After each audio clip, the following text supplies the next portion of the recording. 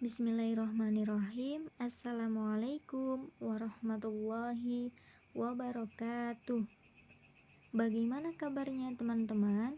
Semoga kita selalu dalam keadaan sehat dan selalu dalam lindungan Allah Subhanahu wa ta'ala. Allahumma amin.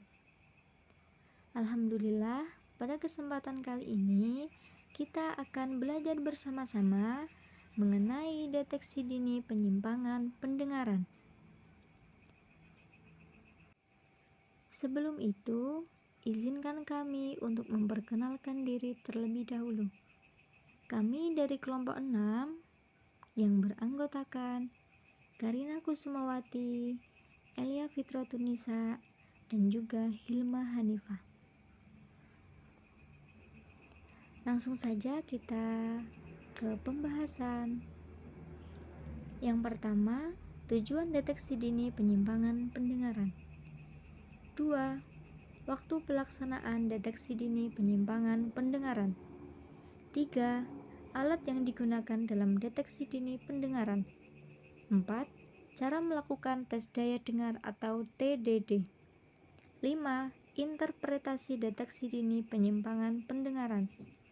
Dan 6. Intervensi deteksi dini penyimpangan pendengaran.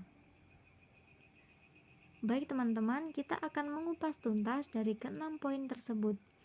Kita mulai dari yang pertama, tujuan deteksi dini penyimpangan pendengaran. Tujuan dilakukannya deteksi dini penyimpangan pendengaran atau TDD adalah untuk menemukan adanya gangguan pendengaran sejak dini, agar dapat segera mungkin ditindaklanjuti untuk meningkatkan kemampuan daya dengar dan bicara anak. Kedua, waktu pelaksanaan deteksi dini penyimpangan pendengaran. Waktu untuk melakukan deteksi dini penyimpangan pendengaran atau TDD adalah setiap 3 bulan sekali pada bayi umur kurang dari 12 bulan. Dan setiap 6 bulan pada anak umur 12 bulan ke atas. Tes ini dilaksanakan oleh tenaga kesehatan, guru TK, tenaga PAUD, dan juga petugas terlatih lainnya. 3. Alat yang digunakan dalam deteksi dini penyimpangan pendengaran.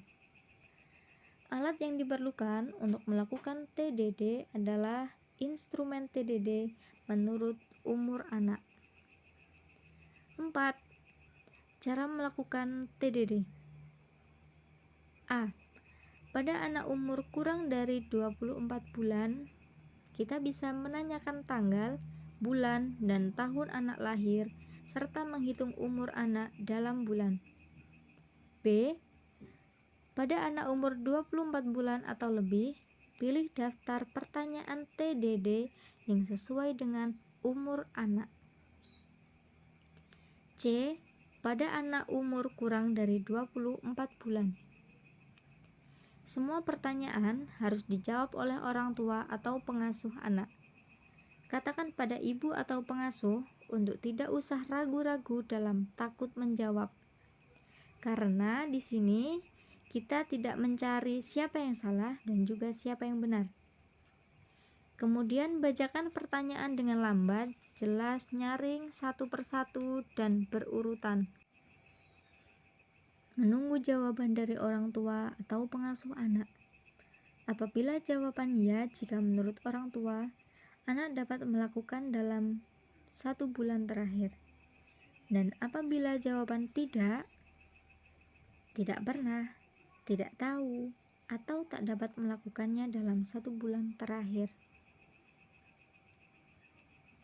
D. Pada anak umur 24 bulan atau lebih. Pertanyaan-pertanyaan berupa perintah melalui orang tua atau pengasuh untuk dikerjakan oleh anak. Amati kemampuan anak dalam melakukan perintah orang tua atau pengasuh. Jawaban ya jika anak dapat melakukan perintah orang tua atau pengasuh. Dan jawaban tidak jika anak tidak dapat atau tidak mau melakukan perintah orang tua atau pengasuh. Menurut Wong, 2014, untuk melakukan deteksi dini gangguan pendengaran pada anak dapat dilakukan dengan memberikan rangsangan suara kepada anak tersebut, yang nantinya respon anak terhadap rangsangan suara dapat dijadikan acuan untuk melakukan penilaian secara dini adanya gangguan pendengaran. Kemudian, stimulus dan respon untuk deteksi gangguan pendengaran pada anak usia dini. Usia 0-2 bulan, reaksi normal anak terhadap rangsangan suara yakni berespon terhadap bunyi yang keras, menjadi tenang bila mendengar bunyi yang memiliki nada rendah, misalnya lagu Nina Bobo atau denyut jantung ibu.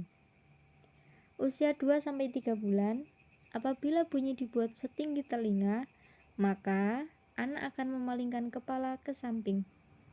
Usia 3-4 bulan, bunyi akan memalingkan kepala ke samping dan melihat ke arah yang sama untuk melokalisasi bunyi.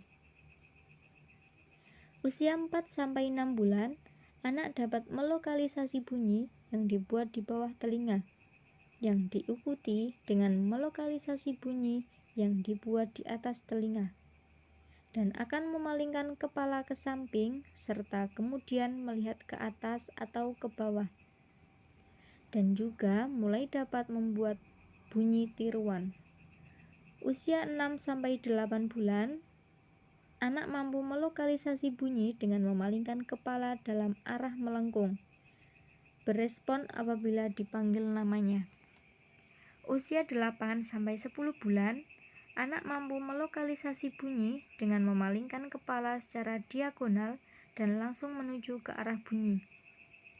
Usia 10-12 bulan, anak mampu memahami beberapa kata dan maksudnya, misalnya kata tidak, dan mampu menyebutkan nama anggota keluarganya. Usia 18 bulan, anak mulai mampu mendiskriminasikan bunyi yang berbeda-beda, misalnya mendengarkan bunyi lonceng dan kereta. Di usia 24 bulan, anak mampu menyaring keterampilan diskriminatif kasar. Usia 36 bulan, anak dapat membedakan beberapa bunyi yang lebih halus dalam pengucapan, misalnya antara bunyi E dan bunyi R.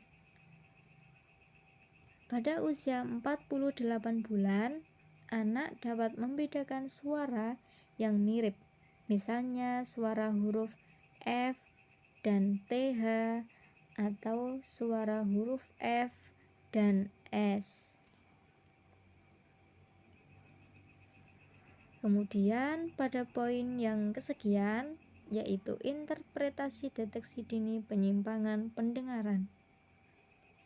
Bila ada satu atau lebih jawaban tidak, kemungkinan anak mengalami gangguan pendengaran. Kemudian yang bisa kita lakukan adalah mencatat dalam buku KIA atau Register SDIDTK atau status atau catatan medik anak. Intervensi deteksi dini penyimpangan pendengaran, yaitu tindak lanjut sesuai dengan buku pedoman yang ada.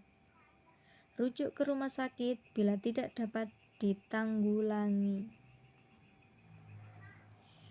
Terima kasih teman-teman untuk waktunya.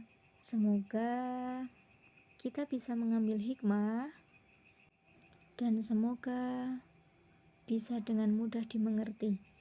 Sekian presentasi dari kelompok 6. Kurang lebihnya mohon maaf. Wabillahi taufik walhidayah waridho wal inayah. Wassalamualaikum warahmatullahi wabarakatuh.